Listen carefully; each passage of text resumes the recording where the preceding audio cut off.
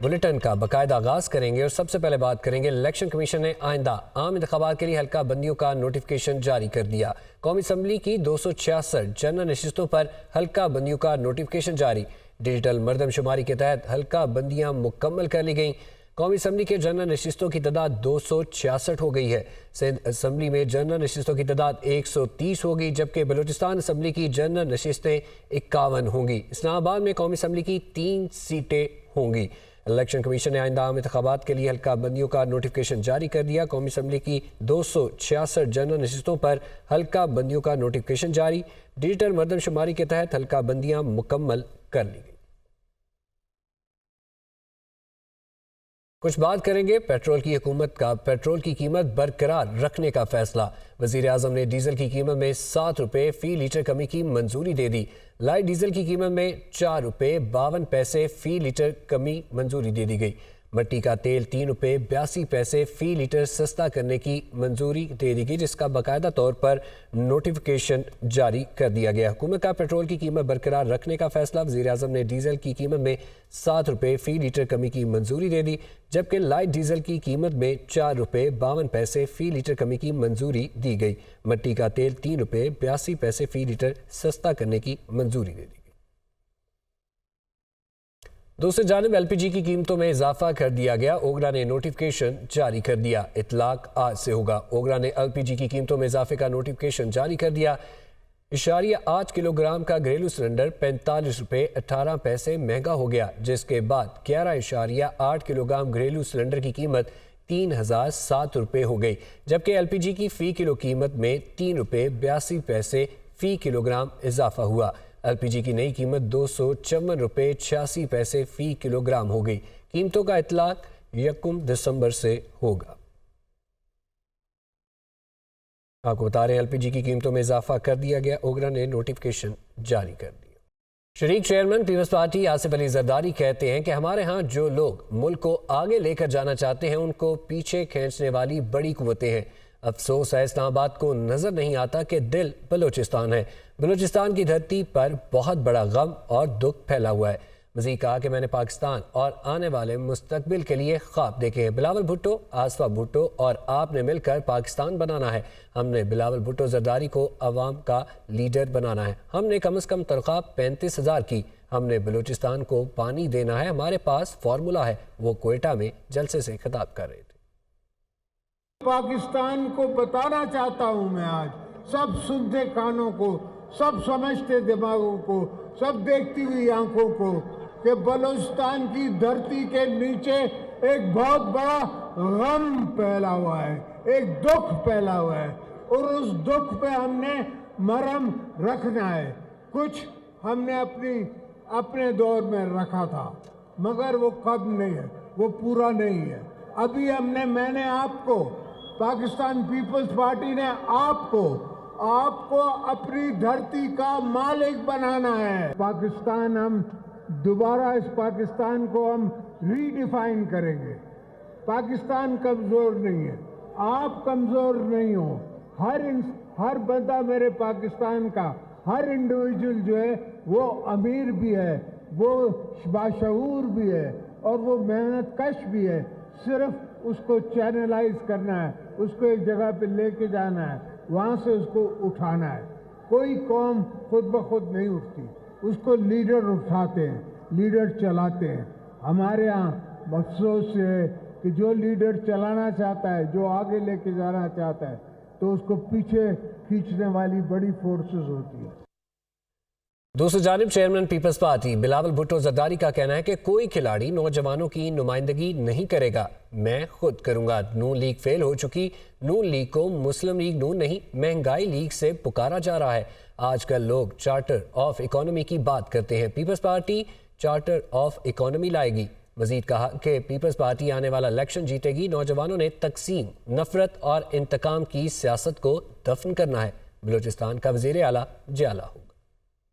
महंगाई के लिए अगर दरवाजे पीटीआई ने खोले, जब खजाना का जिम्मेदारी उनके पास था, तो फिर जब नून लीग के पास खजाना का जिम्मेदारी था, वो फेल हो चुके और पाकिस्तान भर में वो आज महंगाई लीग, मुस्लिम लीग नहीं, पाकिस्तान महंगाई लीग से पुकारे जा रहे हैं।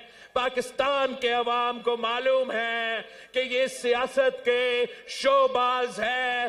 काम अगर देखना है, काम अगर करवाना है, गरीबों को फायदा पहुंचाना है तो पीपल्स पार्टी के साथ देना है, तीर पे थप्पा लगाना है, बीबी का भुट्टो शहीद का पार्टी को जितवाना है। नया दौर के लिए नया सियासत, नया दौर के लिए इंशाअल्लाह ताला इनकलाबी सियासत जिसका खिदमत का नाम होगा, जहां हम वोट का इज्जत भी करेंगे। मैं तो ये मौसमी जमहूरी पसंद नहीं हूं। जब मैं हुकूमत में हूं तब भी मैं आइन का तहफ़्फ़ुज़ करता हूं। जब मैं ऑपोजिशन में हूं तब भी मैं आइन का तहफ़्फ़ुज़ करूंगा। नून लीग की सीनियर नायब सदर और चीफ ऑर्गेनाइजर मरीम नवाज कहती हैं कि खैबर पख्तूनख्वा को 10 साल में कंगाल सूबा बना दिया गया। BRT और बिलियन ट्री सुनामी के नाम पर बदतरीन करप्शन और लूट मार की गई। मज़ीद कहा कि सूबे को सबसे पहले सेहत कार्ड नवाज शरीफ ने दिया। वो लाहौर में नून लीग के सीनियर नायब सदर और चीफ ऑर्गेनाइजर मरीम नवाज से खैबर पख्तूनख्वा के यूथ कोऑर्डिनेटर्स की मुलाकात हुई। मुलाकात में यूनियन कौंसिल की सतह तक यूथ कोऑर्डिनेटर्स की तकर्री के अमूर पर मुशावरत भी हुई। मुलाकात में तंजीमी अमूर और आम इंतखाबात की तैयारियों के हवाले से भी जायजा लिया गया। इस मौका पर मरीम नवाज शरीफ ने कहा कि खैबर पख्तूनख्वा के गैरतमंद और वफाशुआर अवाम को रियासत से टकराने की साजिश की गई। 190 मिलियन पाउंड लूटने वालों ने खैबर पख्तूनख्वा और पाकिस्तान के वसाइल हड़प कर लिए। मजीद कहा कि 10 साल की महरूमियाँ दूर करेंगे। यहाँ जदीद तरीन अस्पताल, बेहतरीन तालीमी अदारे बनाएंगे।